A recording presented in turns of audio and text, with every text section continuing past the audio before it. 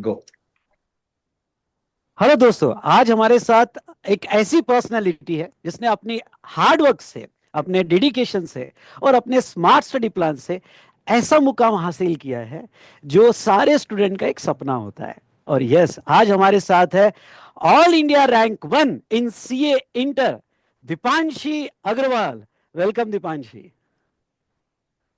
Thank you so much sir, thank you so much. It mean sir, oh sorry Deepanshi, sorry sir. Deepanshi आपकी आवाज नहीं आ रही, बोलो राजा। You so much, Harsh. Like the introduction you gave.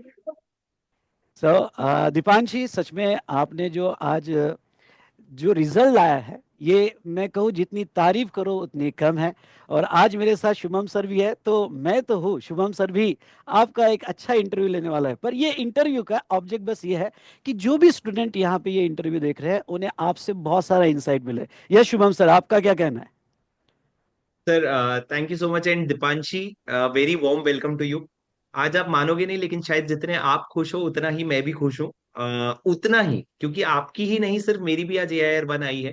तो sir, मैं अपने students को, बहुत सारे बच्चों को पिछले 3 महीने से मैं बोलता ही रहता हूँ कि पढ़ाई करो नालायकों, मेरे को AIR 1 मेरे को लाना है। कि मेरे AIR 2 आ रहे हैं, 3 आ रहे हैं, 1 नहीं आ रहे। तो मैंने सोचा कि जब मेरे को आज पता चला AIR 1, तो आप रोए क्या Deepanshi? Yes, sir. I was crying like मेरी दादी को लगा कि फेल हो गई, मैं ऐसे रो रही थी. Like I was shivering. Okay, तो आपने वो वीडियो कैप्चर किया, मोमेंट रिकॉर्ड किया आपने? नहीं सर, लाइक एक्चुअली मेरे घर पे एक्सेप्ट माई दादी कोई था नहीं एंड मैं रोने लग गई तो दादी ऐसे कॉल करके बोली है शायद फेल हो गई है, जल्दी घर आओ तुम लोग करके. मेरे तो मुंह से निकल भी नहीं रहा था कि लाइक नहीं मैं फेल नहीं हुई हूँ यार, बना है इसलिए रो रही हूँ ऐसा करके. क्या अच्छा। बात है! क्या बात है दीपांशी, सच में आपने जो रिजल्ट लाया है इंस्टीट्यूट के रिजल्ट में चार चांद लगा दिए है। और ये ए आई आर वन आना कोई यहाँ पे ऐसे ही चलते फिरते वाला काम नहीं है। आपने बहुत मेहनत की इसके लिए, इसलिए पूरे वी स्मार्ट की तरफ से आपको बहुत बहुत बधाई हो कि यहाँ पे। और मैं यही कहना चाहूँगा कि सिर्फ अब इंटर में नहीं, आपको फाइनल में भी बिल्कुल ऐसी ही तैयारी करनी है। ये तो सर प्रेशर की शुरुआत हो गई दीपांशी, अभी ये प्रेशर है, पर आप ठीक है, अभी तो इस मोमेंट को एंजॉय करो। So Dipanshi, let's begin the interview. Tell us about yourself, मतलब आप कहाँ से बिलोंग करते हो और आपका बैकग्राउंड, एकेडमिक्स बैकग्राउंड कैसा रहा है? Were you always a topper, always a first rank holder, और how was it? So I'm Dipanshi. I'm from Hyderabad, Telangana. And my family is like हम लोग के फैमिली में most of the people are very bright students. Like मेरे parents specially have been academically really really very smart. तो उनका वो same चीज मुझ में भी था. लाइक बचपन से I would like top my class ऐसे. बट हर बार आई यूज टू थिंक कि चलो यार फिफ्थ ग्रेड ही तो है, सिक्स में ही है, अभी थोड़ी ऐसे होगा. And then even like for my tenth and twelfth I still top my tenth and twelfth. And उसमें भी लाइक मुझे ऐसे लगता था कि फ्लूक से हो जा रहा है ऐसे थोड़ी, मतलब आई वुड नेवर एक्सपेक्ट कि मैं टॉप करने वाली हूँ. बट देन तब CA foundation also I got like a good score. तो उसके बाद आई वाज लाइक अब मेरी जो टॉपर की स्ट्रीक है वो खत्म होने वाली है, अब सीए इंटर आ चुका है. हैट्रिक हो गया है अब तो, हाँ। या like I was not expecting at all. Like CA inter में तो आई वाज लाइक कि पास होना बड़ी बात होती है, मैं रैंक का तो कहाँ ही सोचूं, ऊपर से यार वन इज लाइक और भी ज्यादा मतलब मैजिकल टाइप हो गया था. पर आपने, दीपांशी आपने सच्ची बताओ, जैसे बच्चे क्या करते हैं, कभी क्या अपने टेबल पे वो सामने AIR 1 लिख के रखते हैं या ऑल इंडिया रैंक लिख के रखते हैं? आपने ऐसा मैनिफेस्ट किया था कि मेरे को AIR 1 चाहिए या I want to be the top, ऐसा कुछ? So like starting में I had not manifested, तब मेरे को syllabus and कुछ भी नहीं पता था. But Right. around December when I actually finished my preparation and I knew that these are my subjects and these are my targets to achieve, उस time पे every single day I used to get the same dream कि ICAI का president का call आ रहा है और मैं सीढ़ियों पे से Oh. चढ़ते चढ़ते गिर गई हूँ. ये मेरा हर बार का ड्रीम होता था कि प्रेसिडेंट का कॉल आ रहा है और मैं गिर गई हूँ. तो उसके बाद आई वाज लाइक अगर रैंक नहीं आएगा तो मैं बहुत खुद से डिसअपॉइंट हो जाऊंगी. तो I put in the hard work and then बाकी का भगवान देखेंगे करके. अच्छा, तो तो आप थोड़ा आज, बहुत सर, थोड़ा बहुत मैनिफेस्टेशन था। हाँ था, बहुत स्ट्रांग था। तो आप हाँ। रोए इसीलिए क्या जब रिजल्ट आया कि आपको ऐसे ही प्रेसिडेंट का कॉल तो आ गया, पर आप सीढ़ियों से नहीं गिरे? सपना अधूरा तो है अभी भी। परफेक्ट।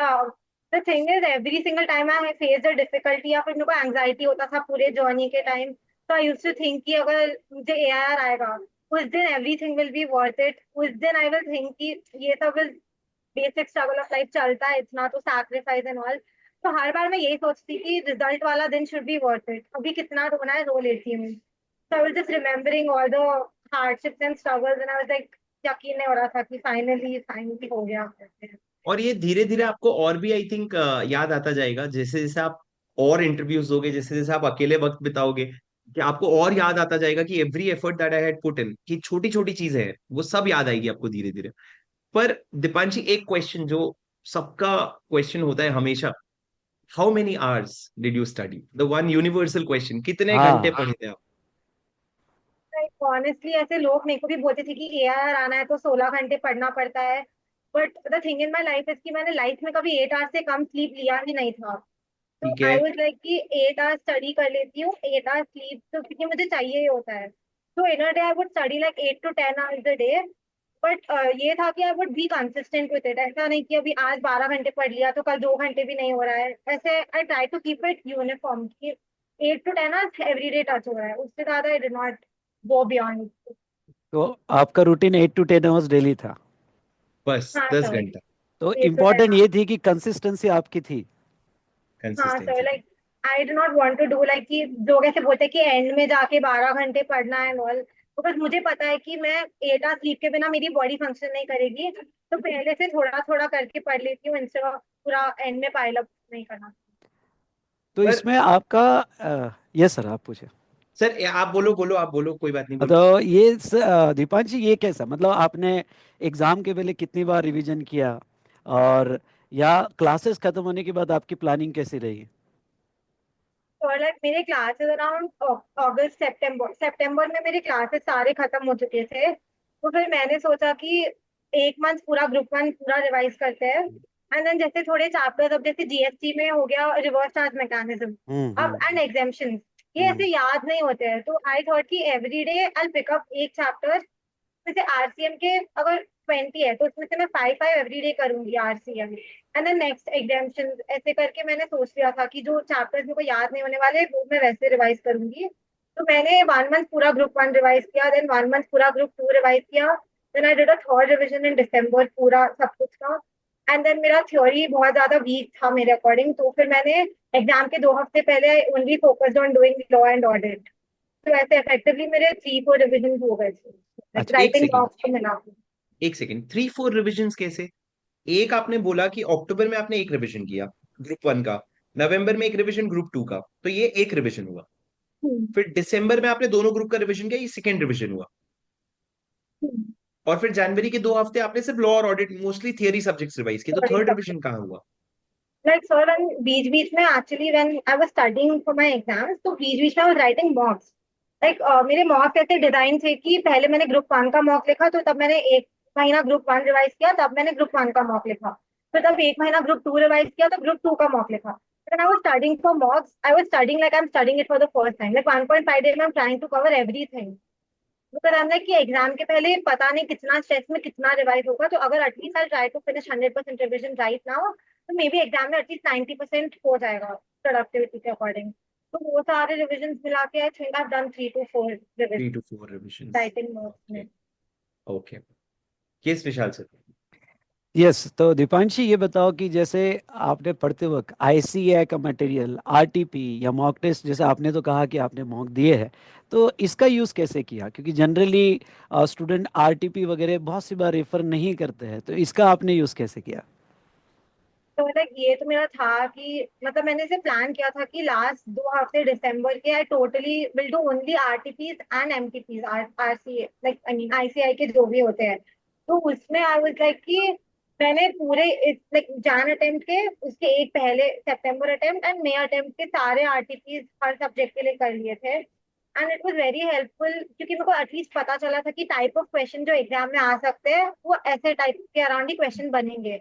तो ऐसे थोड़े कॉन्सेप्ट सब आरटीपी में आ जाते थे, तो मेरा दिमाग फिर वो एरिया में जाता था कि ऐसे भी इसको ऐसे फ्रेम करके क्वेश्चन बन सकता करेक्ट, है। Correct.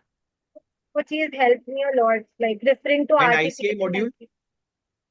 Sir to be honest I haven't referred to the ICI module, like वो बस ऐसे शो पीस की तरह रखा हुआ है मेरे घर पे। अच्छा अच्छा। नहीं, मैंने आई think Vishal sir would also agree with it कि हम लोग जो टीचर्स, जितने भी टीचर्स हैं आज की डेट में पैन इंडिया, अपने मटेरियल का बेसिस हमेशा आईसीआई मॉड्यूल पे ही बनाते हैं। करेक्ट कोई correct teacher ICI correct. Module के बिना बुक्स बना के करेंगे क्या? वो तो भगवत गीता है हमारे एक तरह से। तो सही उसके सही कहा। बियॉन्ड वो भी नहीं है, राइट? तो आपने जब दीपांशी आरटीपी कहा, तो आरटीपी आप फॉर दिस अटेम्प्ट और the previous attempts also, RTPs MTPs, previous attempts also. Like I took last three attempts. So Jan attempt, September attempt, and May attempt. ये तीनों अटेम्प्ट तीनों। का आपने आरटीपी एमटीपी दोनों सॉल्व किया, हाँ। और फॉर ईच सब्जेक्ट, या even though some of those questions may already be there in your question banks, उसके बावजूद भी आपने फिर से सॉल्व किया पूरा पूरा। नहीं, लाइक जो क्वेश्चन था क्वेश्चन बैंक में, फिर वो तो मुझे पता है कि मैंने एक दो बार सॉल्व कर लिया है, तो वो मैंने स्किप किया। बट जो नए नए क्वेश्चन थे आई केप्ट मार्किंग कि ये मुझे फर्स्ट टाइम में खुद से नहीं आया था, तो I refer to this one day before exam, क्योंकि may be I forget it. मैंने राइट, वैसे किया था। राइट, ये सर। यस दीपांशी, बहुत सी बार स्टूडेंट्स का ये क्वेश्चन होता है कि एमसीक्यू हमने अलग से पढ़ना चाहिए क्या, यानी एग्जाम के लिए, या जो कॉन्सेप्ट क्लैरिटी ऑलरेडी पढ़ते वक्त आ जाती है उसमें एमसीक्यू हम इजीली हैंडल कर सकते हैं क्या? तो आपका इसके ऊपर व्यू क्या रहा, मतलब आपकी पढ़ाई करते वक्त एमसीक्यू आपने कैसे हैंडल किए? तो लाइक टू बी ऑनेस्ट, मेरे को ऐसे एमसीक्यू का सेपरेटली कुछ था नहीं। आई वाज लाइक जो भी कॉन्सेप्ट है उसको ही अगर मैं पूरा समझ लूँ तो एमसीक्यू बनेंगे भी उसके अराउंड। तो ये मैंने करा था कि I did my entire conceptual clarity पहले मुझे मिल गया था। तो उसके बाद जो भी आरटीपीज एंड आई थिंक एमटीपीज में थोड़े से एमसीक्यूज आते हैं आईसीआई के, तो मैंने सॉल्व देम, तो मुझे समझ आ गया था कि कॉन्सेप्चुअल क्लैरिटी पे ही एमसीक्यू बना दिया है क्वेश्चन। तो ऐसे कोई मैंने स्पेशल फोकस किया नहीं था एमसीक्यूज का। तो सर मेरे को एक लॉ के लिए एक सवाल पूछना था, क्योंकि हाँ मेरे को हाँ, ये बिल्कुल बहुत एक बिल्कुल। वो बहुत मेरे मन में क्वेश्चन आता है कि लॉ में आपको पता होगा दीपांशी, तो कुछ 35 से 40 केस सिनेरियोज है, जिसको अगर बच्चा करने जाए तो आराम से उसको नहीं नहीं भी तो 15 घंटे लग जाएंगे वो करने के लिए। हम्म। क्या मतलब, मेरे को तो पता है एज अ टीचर कि वो केस सिनेरियोस करने की जरूरत नहीं, क्योंकि रिपीट क्वेश्चंस आते नहीं है उनमें से, और फ्रेश क्वेश्चंस कॉन्सेप्चुअल क्लैरिटी से सॉल्व हो जाते हैं। What are your thoughts on this? क्या आपने ये सारे केस सिनेरियोस देखे थे? क्या आप अपने जूनियर्स को ये एडवाइस कर सकते हो कि नहीं भी देखोगे, कॉन्सेप्ट्स अच्छे से पढ़ के जाओगे, when it comes to law तो आपका काम हो जाएगा? What would you suggest? तभी आप तब बोल रहे हो केस सिनारियोज एग्जिस्ट करते हैं, तब तो मुझे पता चल रहा है कि ऐसे एग्जिस्ट करते हैं, तो मुझे पता ही नहीं था। ठीक मैं है। मैंने सिर्फ कॉन्सेप्ट पे फोकस किया, बिकॉज ये भी होता है कि वी नेवर नो आईसीआई क्या पूछेगा एग्जाम में। तो अगर कॉन्सेप्ट अगर 100% करके दो तीन टाइम पे क्वेश्चन देख लिए तो कॉन्फिडेंस बस बन जाता है कि ये तीन खुद हम्म, से सॉल्व कर लिए, तो एग्जाम में जो आएगा वो भी खुद से मैं कर खुद सकती हूँ। से सर, परफेक्ट। आई थिंक मेरे को उससे बहुत क्लैरिटी मिलती है सर, क्योंकि मेरे को हमेशा ये रहता था कि बच्चों को एक चीज तो जो है, जो केस सिनारियोस है वो मैं नहीं करवा रहा हूँ, क्योंकि मेरे को सही भी नहीं लगता था वो। बट ठीक है, नाउ दैट यू से it gives us more confidence, क्योंकि हम ये बोल सकते हैं AIR 4 नहीं AIR 1 बोल रहे हैं, अब इसके आगे क्या है। नहीं, ठीक है, ये आप सही कह रहे हो सर, क्योंकि मैं बच्चों को ये बताता हूँ कि अगर कॉन्सेप्चुअल क्लैरिटी है तो आप एमसीक्यू में कोई भी सिनारियो बहुत अच्छे से हैंडल कर सकते कर हो। सकते हो, करेक्ट, करेक्ट, यस सर। तो दीपांशी, ये बताइए कि लास्ट डे रिवीजन में क्या गेम चेंजर रहा, मतलब यस कि आपको ऐसा फील हुआ कि ये लास्ट बिफोर एग्जामिनेशन बड़ा क्रुशियल टाइम होता है कि भाई ये कर लिया तो हम अच्छे से पेपर को फेस कर सकते हैं?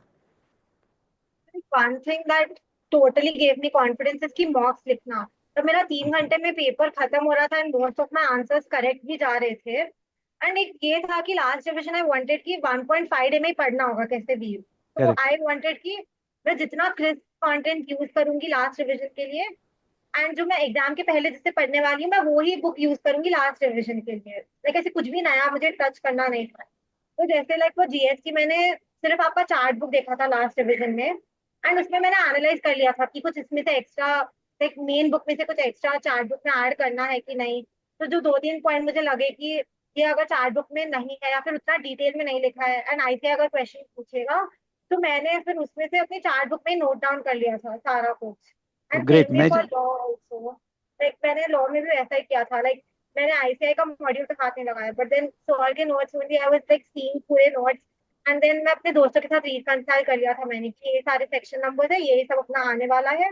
और मैंने वही बुक टच किया, like I started with that book and वही बुक एंडिंग तक सेम बुक से पढ़ा मैंने। तो I think that was the game changer कि सम ऑफ माय फ्रेंड्स उन्होंने सोचा कि आईसीआई मॉड्यूल से एलाबोरेट पढ़ लेते हैं, अभी एग्जाम के एक दिन पहले छोटा मटेरियल से करेंगे, बट वो छोटा मटेरियल से करने में तो ज्यादा टाइम लग गया, बिकॉज पहले कभी उन्होंने टच भी नहीं किया था तो। करेक्ट। जी। सर तो आप कुछ बोल रहे दीपांशी, थे? जो हम लोग क्लास में कहते हैं आपको कि आपको बस ये फॉलो करना है, चार्ट बुक देखना है और उसके बाद में जो एक्स्ट्रा पॉइंट्स है वो लिख लेना है। आपने स्ट्रिक्टली वही फॉलो किया। Yes sir. सर एक चीज रैंकर्स की एक खासियत होती है सर, मैंने ये देखा है, और हर हाँ, रैंकर से आपकी जितने भी भी मैंने, खासियत है सर। नहीं सर मेरी नहीं थी ये, पर मैंने तो बहुत ही खराब कर रखा था अपना प्रिपरेशन, पर जो अच्छे से ऑर्गेनाइज्ड पढ़ते हैं ना सर, मैंने ये हाँ, देखा, ये दुनिया में किसी भी ऑथर की बुक ले ले, ये हाँ, लोग उसमें अपना 2% ऐड जरूर करते हैं। ये ये उनको सही कहा। रैंकर बनाता है। हम्म। वो बुक पे वो रोते नहीं है कि यार ये बुक में ये चीज कमी है, वो अपने हिसाब से ऐड कर लेते हैं। पर मेरे को दीपांशी यहाँ पे एक बात बताओ, जैसे आपने कहा लास्ट डे रिवीजन में सर का चार्ट बुक यूज किया आपने, लॉ में आपने, जो मैंने क्लास में आपसे स्क्रिबल करवाया था, जो क्लास में मैं लिखवाता हूँ, क्या आपने वो नोट से पढ़े थे कि लॉ में आपने जो मेरी प्रिंटेड बुक है जो समरी नोट्स है उससे पढ़े थे? आपने किससे पढ़ा था last day? So, when I was doing my last revision, तब मेरे पास थोड़ा एक्स्ट्रा टाइम बचा था तब, तो आई थॉट कि मैं बस दोनों पढ़ लेती हूँ, एंड देन थोड़े चैप्टर जैसे मैनेजमेंट चैप्टर्स, अब वो मुझे पता है कि प्रिंटेड नोट्स में मेरे को वो इंटिमिडेटिंग लग रहा है, बट अब वो स्क्रिबल मैंने खुद का लिखा हुआ है तो वो इजी लग रहा था पढ़ने में। तो ऐसे मैंने डिवाइड कर लिया था कि ये चैप्टर इससे पढ़ेंगे, ये वाला इससे पढ़ लेंगे एग्जाम के पहले। तो आप मतलब क्या मैं इससे ये कंक्लूड कर सकता हूँ कि जो क्लास में हम नोट्स बनाते हैं, और रेगुलर बैच में तो बहुत ज्यादा नोट्स जो बनाते हैं हम, वो सारे नोट्स आप एग्जाम के एक दिन पहले पूरा फुल फ्लेजेड प्रिपरेशन के लिए यूज कर सकते हो? Can I yes conclude that definitely. Fact? Definitely sir. Perfect, ठीक है सर। ठीक है। यस तो विशाल सर, बोलो आप। दीपांशी, जीएसटी से रिलेटेड मैं एक क्वेश्चन पूछना चाहूंगा कि नहीं, चार्ट बेस तो आपने बताया कि भाई बहुत अच्छे से वो हेल्प करता है बिफोर एग्जामिनेशन, लेकिन बहुत सी बार जो क्वेश्चनर है, क्वेश्चन बैंक होती है जिसमें एग्जामिनेशन के सारे क्वेश्चंस कवर होते हैं, आरटीपी के होते हैं, तो बहुत से स्टूडेंट को प्रेजेंटेशन में बड़ा दिक्कत जाती है। तो आपने हम्म। इसके ऊपर कैसे प्रिपरेशन किया? लाइक प्रेजेंटेशन तो लाइक आप जैसे बताते थे क्लास में कि खुद की भाषा में भी लिखो, बट थोड़ा अगर रेलेवेंट होगा और थोड़ा करेक्टली लिखोगे तो चलेगा। तो करेक्ट। वैसे मैंने खुद से लिखना ट्राई किया, लाइक मैं क्वेश्चन पढ़ती थी और मैं खुद से लिखती थी कि अगर ये एग्जाम में क्वेश्चन आ गया तो अभी मैं इसका क्या आंसर लिखूंगी। तो मेरा हर बार वो अप्रोच था, लाइक क्वेश्चन बैंक भी तब मैंने पूरा सॉल्व किया। पहले मैं खुद से आंसर लिख लेती थी, फिर मैं बुक पे जाके देखती थी कि ये एक्स्ट्रा पॉइंट था जो मैंने मिस कर दिया, तो फिर I just add it in my answer. मुझे याद रहता था कि इतना तो मुझे पहले से आता था, अभी एक्स्ट्रा मैंने अभी लिखा है रेड पेन से तो अभी और याद रहेगा। ऐसा आप तो कितना करते थे दीपांशी, आईडीटी के लिए भी और लॉ के लिए भी, कितना writing practice is enough? Like sir for me, जैसे आप क्लास में क्वेश्चन देते थे, क्वेश्चन ऑफ द डे, तो मैं वो डीपीक्यू। डिलिजेंटली फॉलो करती थी। आई एम लाइक ये तो करना ही है, लाइक इवन अगर मुझे आंसर नहीं आता है मैं देख के पढ़ के लिख लूंगी, बट मेरे को प्रैक्टिस करना है। तो ऐसे मैंने कोई स्पेशल एफर्ट नहीं किया इन लॉ, तो जो भी आप क्वेश्चन देते थे उससे मेरा कॉन्फिडेंस बढ़ गया ओवरऑल कि ऐसे प्रेजेंट कर सकते हैं आंसर को। And the second thing that I did for law is मैंने मॉक पेपर्स लिखे। तो उस टाइम पे ऑल्सो तो मुझे आंसर्स खुद से लिखना आ रहा था, like presentation was not getting a problem, तो अब मैं समझ गई थी कि इतना रिटन प्रैक्टिस मेरे लिए काफी था। And for GST also sir हमको लाइक ऐसे होमवर्क देते थे, विशाल सर, तो मैं वो होमवर्क हर दिन करती थी। लाइक इवन अगर मैं थोड़ा गंदा हैंडराइटिंग में लिखूंगी, बट आई एम लाइक मुझे लिखना ही है क्लास करने से पहले। तो करेक्ट। और ऐसे कुछ एडिशनल मुझे करने की जरूरत नहीं पड़ी थी, because every single day I was writing one answer, only one answer. Sir मैं एक विशाल सर एक छोटी सी चीज इनसाइट हाईलाइट करता हूँ सर। मतलब हम लोग कुछ लोग, या मैं देखता हूँ सर, एक राइटिंग प्रैक्टिस ना एक हवा है, कि हम्म। जैसे बहुत सारे बच्चे एक टीचर को किस दम पे असेस करते हैं कि टीचर क्लास में कितना लिखवाता है या टीचर कितना हमसे लिखवा के लेते हैं। एक फैक्ट बताऊंगा sir, you will be so shocked to realise that Deepanshi AIR 1 rote एक डिसेंट अमाउंट ऑफ डीपीक्यू, जितना हम लोग क्लास में देते हैं क्लास होमवर्क, में तो एक लेते मैं हैं, मान हाँ। लेता हूँ 60 70 100। हम्म। सर एक स्टूडेंट है जिसने एग्जाम के पहले तक डीपीक्यू लिखा, उसने 250 डीपीक्यू का स्ट्रीक लिखा, स्ट्रीक मतलब डेली बेसिस पे 250 हम्म। डीपीक्यूज 250 दिन तक, और उसके मेरे ईमेल पे रोज भेजा। उसका लॉ का पेपर का स्कोर आया सर, आप गेस करोगे सर स्कोर क्या था? नहीं एक सर, आप अंदाजा सर, बताएं। एमसीक्यूज भी है। 30 मार्क्स आए sir, 30 out of 100। Despite so much of writing practice, मेरे को इससे क्या समझ में आया सर, सबसे पीक होता है कॉन्सेप्चुअल क्लैरिटी, उसके ऊपर कुछ भी नहीं है। क्योंकि सर मैं तो एज अ स्टूडेंट डीपीक्यू वीपीक्यू कुछ लिखता भी नहीं था, 4 5 टेस्ट लिख लिए बस हो गया। पर ये जो राइटिंग प्रैक्टिस है, we all as a teacher also, as a student also, we have to all agree that एक लिमिट पे अपने को वो रखना पड़ेगा, beyond that limit also is not good writing practice. Yes Shubham sir, आप सही कह रहे हो। और ये आपने जो ये यहाँ एग्जाम्पल रखा, मैं इतना ही कहना चाहूँगा कि आप कितना भी लिख लो और कितना भी क्वेश्चन सॉल्व कर लो, लेकिन जब तक आप सेल्फ मोटिवेट नहीं होते, जैसे अभी दीपांशी ने कहा कि फर्स्ट उसने ट्राई किया कि उसका आंसर कैसे आना चाहिए, and then there after okay उसने जो है सारे क्वेश्चंस को यहाँ पे एक अच्छे स्ट्रेटजी में सॉल्व किया। तो इसमें इम्पोर्टेंट ये हो जाता है, क्योंकि बहुत से स्टूडेंट देख के लिखते हैं, देख के लिखने में आपको वैसा रिजल्ट नहीं आता है जब तक आप सेल्फ ट्राई नहीं करते, और वो सेल्फ ट्राई करना बड़ा इंपॉर्टेंट हो जाता है। राइट, राइट, ये शुभम राइट। सर। दीपांशी मेरे को एक बात बताओ, आपके जैसे बच्चों को एक बहुत बड़ी प्रॉब्लम होती है, इतने समय में रेगुलरली मोटिवेटेड होना पॉसिबल नहीं है, तो वो बहुत सारे हाँ। एक्सटर्नल सोर्स ऑफ मोटिवेशन पे रिलाई करते हैं। आपके लिए जेन्युइनली क्या आप एकदम वो पैशनेट हो पढ़ाई के लिए, इसलिए आपको ये प्रॉब्लम नहीं हुई कि आपको भी इस तरह की प्रॉब्लम हुई कि आप आगे नहीं बढ़ पा रहे हो, और जब ये प्रॉब्लम हुई तो how did you overcome that? मेरे को ऐसे लाइक मेरे दोस्तों को लगता था कि टॉपर है तो पढ़ना पसंद होगा, but that is very false. Like मेरे को हर बार ऐसे रोना आ जाता था एट टाइम कि मेरे दोस्त बाकी के कॉलेज लाइफ जी रहे हैं, every day I am seeing there Instagram story, मैं खुद को देख रही हूँ कि मैं बस एक रूम में पड़ी हुई हूँ। तो I use to just think about again, like तभी मुझे इतना डाउन फील होता था। So I would talk to my parents, and my parents would be like, "To futuristic source, like abhi you investing your time, and future में you are going to get your results if you work hard." And then like YouTube पे भी I would see some motivation videos, वो कभी कभी हो जाता था कि how do you stay motivated in CA करके ऐसे videos। एंड बट उतना उससे भी ज्यादा I feel like I used to think, अगर गलती से एआईआर आएगा तो ये जाके इंटरव्यू में बोलूंगी कि इतने सारे मैंने ऐसे हार्डशिप किए थे, देन फाइनली तो मुझे एआईआर आएगा तो it will be worth it करके। तो मैं मोस्टली तो यही सोचती थी कि गलती से एआईआर आ गया तो फिर मैं ये सबको बोलूंगी जाके कि मैं इतना रो रही थी, बट एंड में आई गॉट माई रिजल्ट। तो दोस्तों आप देख रहे हो कि ये जो सेक्रीफाइस है, ये स्ट्रगल है, आज उसका दीपांशु को रिवॉर्ड भी मिला हुआ है। तो लोग कहते हैं ना बहुत सी बार कि हमने हमारी कहानी लिखनी चाहिए, तो ये सक्सेस स्टोरी जो है, यस दीपांशु ने अपनी कहानी लिखी है। राइट। दीपांशी एक बात बताओ, जैसे मेरे साथ एक बार हुआ था फाइनल में कि मैं 4 दिन तक, ऐसा बुरा दिन हो गया था कि मैं पढ़ना चाह रहा हूँ पर मैं नहीं पढ़ पा रहा हूँ, मैं सिर्फ हम्म। रोए जा रहा हूँ, मुझसे पढ़ाई नहीं हो रही है। और फिर उसके बाद 4 दिन बाद ऑटोमेटिकली ये चीज ठीक हो गई। आपका भी कोई इस प्रेपरेशन लीव में कोई बहुत बड़ा डाउन फेज था? So like there was a time when my great grandmother passed away in between, like in July के month में। तो दैट टाइम लाइक पूरा मेंटली अनस्टेबल हो गया था, एंड लाइक बुक्स ही हाथ में नहीं आ रहा था। But then after a point I was like I'll go on a trip. So I went on a trip with my parents to Rameshwaram, like for 3 days, and then I came back, and then I was like, अब सब भूल के you have to start afresh करके। So that is how I motivated myself कि I went on a trip, and then आने के बाद I planned a timetable कि इसको ऐसे ऐसे follow करेंगे, तो अभी भी है टाइम से भी हो जाएगा। And even before like December के मंथ में last week and Jan first week ऐसा सब बोलते हैं कि दीज आर द डेज जब तुमको पढ़ना होता है। उस टाइम पे I was not able to study at all, and like मैं यूट्यूब फैकल्टीज के भी वीडियो देख रही थी, and I was like they all were saying कि ये 15 दिन पढ़ लो, बस 15 दिन is the most important. And मेरे को और डर लग रहा था कि यही 15 दिन में नहीं पढ़ रही हूँ पूरा साल पढ़ के, लाइक मेरे को ऐसा फील हो रहा था। तो आई थॉट कि अगर बड़ा बड़ा पार्ट नहीं हो रहा है तो छोटा छोटा से शुरू करते हैं।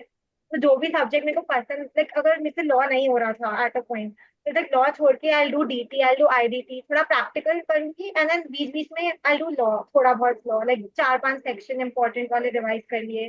देन ऑडियो रिविजन सुन लिया जिसका मुझे करना नहीं था, तो वॉकिंग करते करते ऑडियो रिविजन ऐसे ही सुन लिया। तो इससे ये था कि मेरे दिमाग में याद तो आ रहा था, तो मेरे को थोड़ा कॉन्फिडेंस आता गया फिर कि ठीक है तुझे पहले का याद है तो अभी आगे भी थोड़ा और एक बार रिवाइज कर लेना है। Right. I that's think sir what I journey of, I think this is journey of every rank holder sir. I think ये करेक्ट। स्ट्रगल, और मेरे को एक चीज और दिखी सर, कि एक रैंक होल्डर के पीछे ना सबसे बड़ा सपोर्ट उनके पेरेंट्स का होता है। Correct. Because 2 downfalls that she answered, वो दोनों डाउनफॉल से निकाला उनको उसके पेरेंट्स नहीं है, कि उनका सपोर्ट से she came out of it and she get started studying. So I think that is a big blessing. Yes Vishal sir, बोलिए प्लीज। यस शुभम सर, आप सही कह रहे हो, क्योंकि पेरेंट्स का बहुत ज़्यादा कंट्रीब्यूशन होता है, और हमारे बड़े वीक सिचुएशन में वही हमें जो सपोर्ट करते हैं, वही हमें बूस्ट करता है आगे के लिए। तो यस, मैं ये कहानी जो है बहुत सारे रैंकर्स की सुनता हूँ, और यही सेक्रीफाइस और यही स्ट्रगल उन्हें आगे राइट। बढ़ाता है, आज हम देख रहे राइट। हैं। Sir I have a few questions, मतलब मैं पूछ रहा हूँ सर, मेरे पास क्वेश्चंस बहुत सारे हैं, क्योंकि ये मेरे नहीं बच्चों के क्वेश्चंस हैं। अच्छा। How much do you consume rapid revision? जैसे हमारा रैपिड रिविजन आता है, आपको पता है, उसमें आप उसको कितना कंज्यूम करते हो? क्योंकि मैंने दो बच्चों कैटेगरी ऑफ बच्चों को देखा है। एक जो पूरा रैपिड रिविजन पे पूरा रिलायंस प्लेस कर देते हैं, दूसरा जो एक बार सुनते हैं, कॉन्सेप्ट समझ जाते हैं, फिर वो सेल्फ रिविजन पे आ जाते हैं, रिविजन ऑडियोज को यूज कर लेते हैं। तो दीपांशी, आपका रिविजन वीडियोस पे क्या ओपिनियन रहा, कैसा यूज किया आपने? सर तब मेरा फर्स्ट टाइम, लाइक तब सारे सब्जेक्ट्स खत्म हो गए थे। Law was one of the first subject I had picked up. तो मुझे याद नहीं आ रहा था, revision audio is the better option for me. नहीं अच्छी सॉरी, रिविजन वीडियोस। तो मैंने फिर रिविजन वीडियो देखा एंड लाइक एक चैप्टर देखा, वो चैप्टर खत्म किया। ऐसे करके 15 डेज मुझे लगा, and like diligently I did this, कि पहले रिविजन वीडियो देखो, उसके बाद I did the chapter. And then I would do this like randomly. मैं रिविजन ऑडियो तो ऐसे ही खोल लेती थी, लाइक एकदम जैसे गाने चलाते हैं वैसे चला के, इंपॉर्टेंट सेक्शन जो मुझे लगता है मुझे ये बार बार याद करने की जरूरत है, लाइक सीएसआर का जो बहुत बड़ा सेक्शन होता है, तो उसका रिविजन ऑडियो में रैंडमली ऐसे सुन लेती थी कभी भी। Hmm. Well I am doing hmm. Anything, अब पढ़ने का मन नहीं है, अभी 135 सुन लेती हूँ। ऐसे हम्म। करके I would just listen to random revision audios. But then I articulated the revision audios, like तब मैंने अपना थर्ड रिविजन किया उस टाइम पे, तब मुझे पढ़ना ही नहीं हो रहा था, like when I did it in the last 2 weeks, तब मैं this law this and January, okay. यार जनवरी, तब मुझसे पढ़ना ही नहीं हो रहा था बिकॉज हमने कितना ज्यादा theory theory.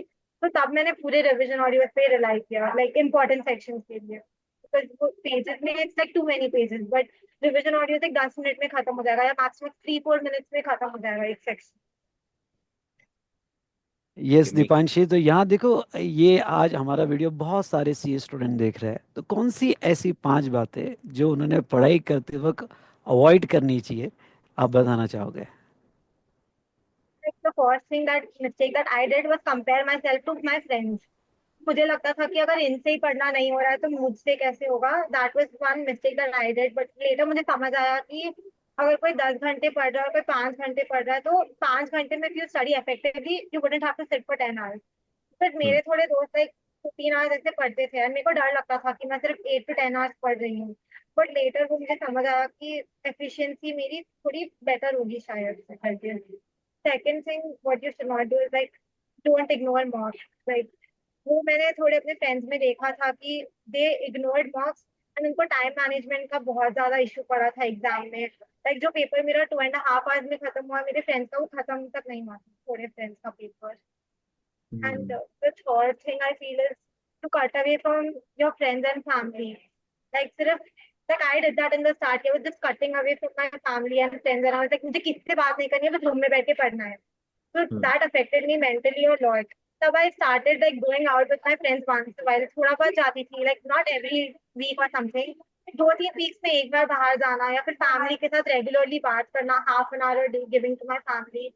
I think that was one good thing. Sorry, cut away from friends and family, as in don't cut away from friends and family. That's हाँ, what you said? don't cut away from अच्छा, friends and family. थोड़ा time अच्छा, दो, आप हाँ 30 minute का time दो, Yeah, okay. हाँ हाँ ओके, हाँ। ठीक है, yeah. Okay, fourth And point. then one more thing that I feel that we shouldn't do is procrastination. Like जो सब्जेक्ट नहीं पसंद है उसको एंड में डालेंगे, that is not how it's supposed to be done. Like मेरा law and audit was my weak spot, I knew it. So I was like starting से पहले weak spot को संभालेंगे, strengths तो एंड में समझ आएगी। बट आई सीन लाइक थोड़े मेरे फ्रेंड्स ने किया था कि अभी ऑडिट नहीं पसंद है, लास्ट में छोड़ दो। Then they ended up not even writing the audit exam at all. So that is the fourth thing. And fifth thing I feel is, I mean, like ऐसे लोग बहुत एक परसेप्शन बना लेते हैं कि यू आर गिविंग अप, हो गया, लाइक इससे ज्यादा मेरी बॉडी अभी एक्सटेंड नहीं करेगी, दिमाग सपोर्ट नहीं करेगा। वो मैंने भी किया था। तो तब ऐसे होता है, तो we should not just keep it to our self and keep thinking कि एक ही ग्रुप लिख लूं, एक ही ग्रुप लिख लूं, ऐसे खुद में थॉट्स नहीं आना है। फैमिली के पास जाके if you talk to family, they will convince you कि you can do it, just a little bit more effort करके।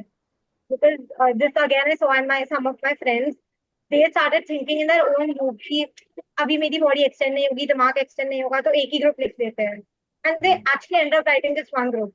ना मैंने कन्विंस भी किया अपने दोस्तों को कि भाई तुम दोनों ग्रुप लिख लो, बट वंस दे खुद से एक बार अपन प्रिपेयर कर लेते ना कि एक ही ग्रुप लिखना है, then even if you get 2 for extra months you could just write one group. This I feel. Deepanshi, So आज आप कुछ कॉल पे बता भी रहे थे कि आप ग्रुप वन लिखने वाले थे, कुछ वीडियो देखा आपने। yeah, you were yeah. Also thinking of writing group one? Like I was not very, मतलब I was very confused at a point in my preparation. I felt कि मैं कुछ भी नहीं कर रही हूँ. Like I just felt like because I was comparing with my friends कि ये लोग 12 घंटे पढ़ रहे हैं, 14 hours a day they are studying and I'm just studying 10 hours. तो मुझसे कहाँ से होगा? So I thought for a while कि दोनों में फेल होने से बेटर है एक में पास हो जाओ. So then and that day I just happened to open YouTube and then I saw your video. उसी दिन आया था where you were talking about how you should write both the groups and you were telling and you have that very calming background music on your videos, Radha Krishna ka. So I was calmed by that and I thought this is the signal universe is giving me that you go for both the groups. Great And great. like मेरे दिमाग में से चल रहा था the day I saw the video I was like गलती से अगर मुझे रैंक या कुछ आया I will tell this thing. You know so I sweet, so trusted sweet. the person. Vishal sir, ये सबसे बड़ा मोटिवेशन है सर मेरा, जो मेरे को अगले 3 अटेम्प्ट तक ऐसे वीडियोस और भर भर के डालने के लिए मोटिवेट करेगा। Because if Definitely. This is the kind of impact it creates, this is the kind of impact it creates, then I don't think there is no reason why I should not be doing that. Yes yes Definitely. Shubham sir, मैं आपको ये कहूँगा कि एक teacher का काम जो होता है कि जब स्टूडेंट बहुत ही ज़्यादा ऐसे वीक सिचुएशन में आ जाता है और आपका वीडियो अगर मोटिवेट करते हो तो डेफिनेटली ओके, ये तो बहुत बहुत अच्छी बात होती है स्टूडेंट के लिए और एक टीचर के लिए तो प्राउड वाली बात होती है। प्राउड वाली बात होती है, right? So, sir, I bringing this conversation. First of all, Dipanshi, thanks for the 5 points that you said, which was very, very interesting. मेरे को लगा नहीं था आप इतने स्ट्रॉन्ग पॉइंट्स दे दोगे एक झटके में। Stop comparing to other people, write mock test, take it very seriously, do not completely cut off from your friends and family, stop procrastinating, and you may be thinking that you're giving up, but you don't have to give up, you can just keep going. I think these are very 5 solid points. Sir, इस conversation को एक and की तरफ लाने के लिए दो एक सवाल बस मेरा है सर, आप भी एक सवाल पूछ सकते हो। मेरा एक सवाल है सर कि रजत, लॉ में can you tell me, because what happens is a lot of students don't know us from CA foundation, because हम फाउंडेशन नहीं पढ़ाते। तो लॉ में आप बच्चों को ऐसी क्या चीजें आपको हेल्प करी जो आप बच्चों को बताना चाहोगे, that because because of these things like you can consider taking law from us और learning from us, because I know that for a fact आप भी कहीं, let's not take names, but आप भी कहीं और पढ़े हो पहले, फिर आपने वो छोड़ करके then you shifted to our lectures, right? So what are the points that you liked about the law lectures? It can also be a feedback for me कि सर ये चीजें आप करते रहना, ये बहुत अच्छी चीजें है, जिससे बच्चे उस पर आप एक डिसीजन ले पाए। लॉ के लिए तो वन थिंग वाज स्क्रिबल, तब आप बोलते थे कि लाइक कितनी भी करनी है राइटिंग में कितना भी fast start scribbling with me, because मेरी ये प्रॉब्लम थी कि मैं सो जाती थी लाइक थ्योरी में, so but when I started scribbling on the paper hmm. मुझे पता है कि लिखते लिखते तो सो नहीं सकती हूँ, so that worked really well for me. And the thing is कि लॉ का बुक जनरली बहुत मोटा होता है, इट्स लाइक 15 चैप्टर्स, इसमें 4 5 अलग अलग लॉज है and that, but then when it's split into like 200 pages तो एक मोटिवेशन आता है कि 200 पेजेस ही तो है, 1.5 में 200 पेजेस ही करने हैं। That the material was amazing, like literally मैंने अपने फ्रेंड्स को प्रिंट आउट लेके दिया है आपके मटेरियल का कि तुम इससे पढ़ने वाले हो, इससे पढ़ो करके। Like the content was very crisp and clear and वो चीज मेरे को काफी ज्यादा हेल्प की थी लाइक बिफोर माय एग्जाम्स।